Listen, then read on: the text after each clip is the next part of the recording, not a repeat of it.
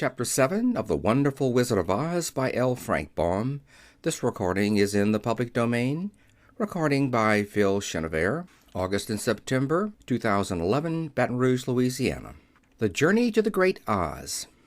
They were obliged to camp out that night under a large tree in the forest, for there were no houses near. The tree made a good thick covering to protect them from the dew, and the Tin Woodman chopped a great pile of wood with his axe, and Dorothy built a splendid fire that warmed her and made her feel less lonely. She and Toto ate the last of their bread, and now she did not know what they would do for breakfast. "If you wish," said the Lion, "I will go into the forest and kill a deer for you.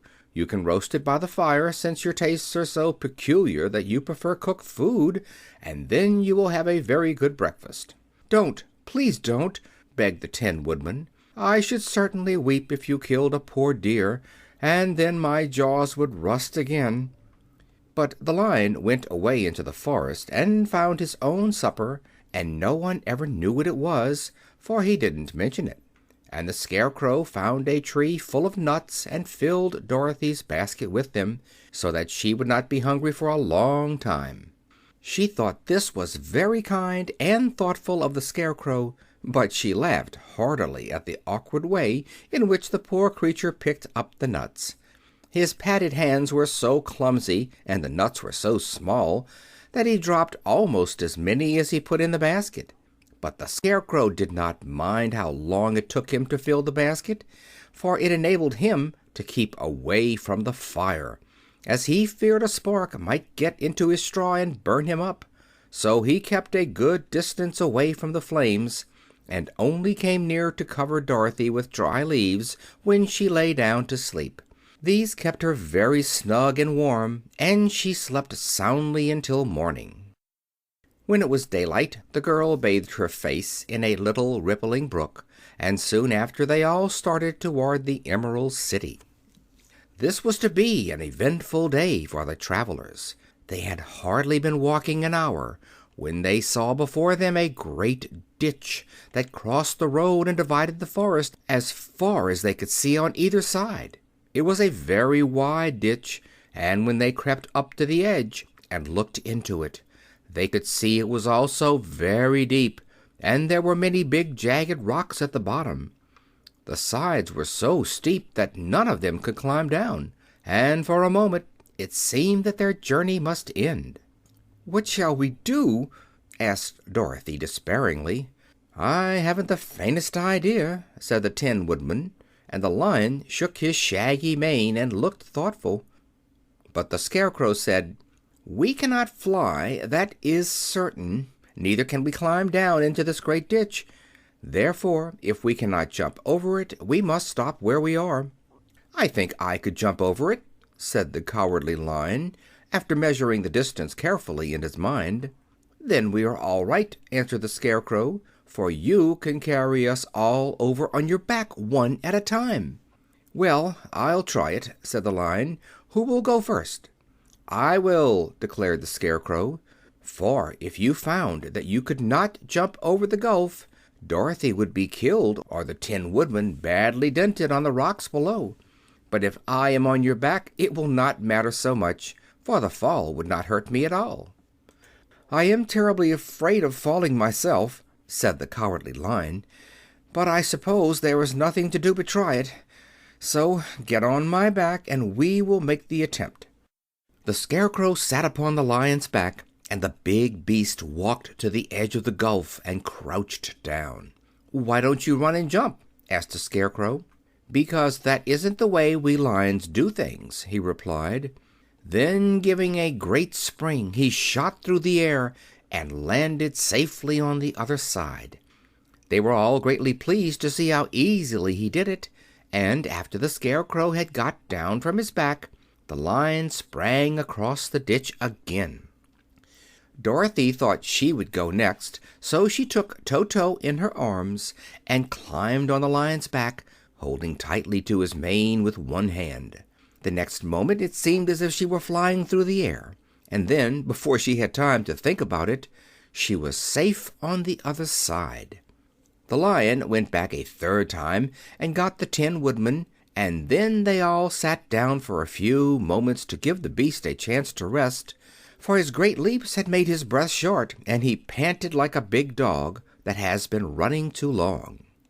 They found the forest very thick on this side, and it looked dark and gloomy. After the Lion had rested, they started along the road of yellow brick, silently wondering, each in his own mind, if ever they would come to the end of the woods and reach the bright sunshine again. To add to their discomfort, they soon heard strange noises in the depths of the forest, and the Lion whispered to them that it was in this part of the country that the Kalidahs lived. "What are the Kalidahs?" asked the girl. "They are monstrous beasts with bodies like bears and heads like tigers," replied the Lion, "and with claws so long and sharp that they could tear me in two as easily as I could kill Toto. I'm terribly afraid of the Kalidahs." "I'm not surprised that you are," returned Dorothy. "They must be dreadful beasts." The Lion was about to reply when suddenly they came to another gulf across the road. But this one was so broad and deep that the Lion knew at once he could not leap across it. So they sat down to consider what they should do, and after serious thought the Scarecrow said, "Here is a great tree standing close to the ditch. If the Tin Woodman can chop it down so that it will fall to the other side, we can walk across it easily." "That is a first-rate idea," said the Lion. "One would almost suspect you had brains in your head instead of straw." The Woodman set to work at once, and so sharp was his axe that the tree was soon chopped nearly through. Then the Lion put his strong front legs against the tree and pushed with all his might, and slowly the big tree tipped and fell with a crash across the ditch, with its top branches on the other side. They had just started to cross this queer bridge when a sharp growl made them all look up, and to their horror they saw running toward them two great beasts with bodies like bears and heads like tigers. "They are the Kalidahs," said the Cowardly Lion, beginning to tremble. "Quick!" cried the Scarecrow, "let us cross over." So Dorothy went first, holding Toto in her arms. The Tin Woodman followed, and the Scarecrow came next. The Lion, although he was certainly afraid, turned to face the Kalidahs, and then he gave so loud and terrible a roar that Dorothy screamed, and the Scarecrow fell over backward, while even the fierce beasts stopped short and looked at him in surprise. But seeing they were bigger than the Lion, and remembering that there were two of them and only one of him, the Kalidahs again rushed forward, and the Lion crossed over the tree and turned to see what they would do next. Without stopping an instant, the fierce beasts also began to cross the tree, and the Lion said to Dorothy, "We are lost, for they will surely tear us to pieces with their sharp claws. But stand close behind me, and I will fight them as long as I am alive." "Wait a minute," called the Scarecrow. He had been thinking what was best to be done, and now he asked the Woodman to chop away the end of the tree that rested on their side of the ditch. The Tin Woodman began to use his axe at once, and just as the two Kalidahs were nearly across, the tree fell with a crash into the gulf, carrying the ugly, snarling brutes with it, and both were dashed to pieces on the sharp rocks at the bottom. "Well," said the Cowardly Lion, drawing a long breath of relief, "I see we are going to live a little while longer, and I am glad of it, for it must be a very uncomfortable thing not to be alive. Those creatures frightened me so badly that my heart is beating yet." "Ah," said the Tin Woodman sadly, "I wish I had a heart to beat." This adventure made the travelers more anxious than ever to get out of the forest, and they walked so fast that Dorothy became tired and had to ride on the Lion's back. To their great joy, the trees became thinner the farther they advanced, and in the afternoon they suddenly came upon a broad river flowing swiftly just before them. On the other side of the water they could see the road of yellow brick running through a beautiful country, with green meadows dotted with bright flowers, and all the road bordered with trees hanging full of delicious fruits. They were greatly pleased to see this delightful country before them. "How shall we cross the river?" asked Dorothy. "That is easily done," replied the Scarecrow. "The Tin Woodman must build us a raft so we can float to the other side." So the Woodman took his axe and began to chop down small trees to make a raft, and while he was busy at this the Scarecrow found on the river bank a tree full of fine fruit. This pleased Dorothy, who had eaten nothing but nuts all day, and she made a hearty meal of the ripe fruit.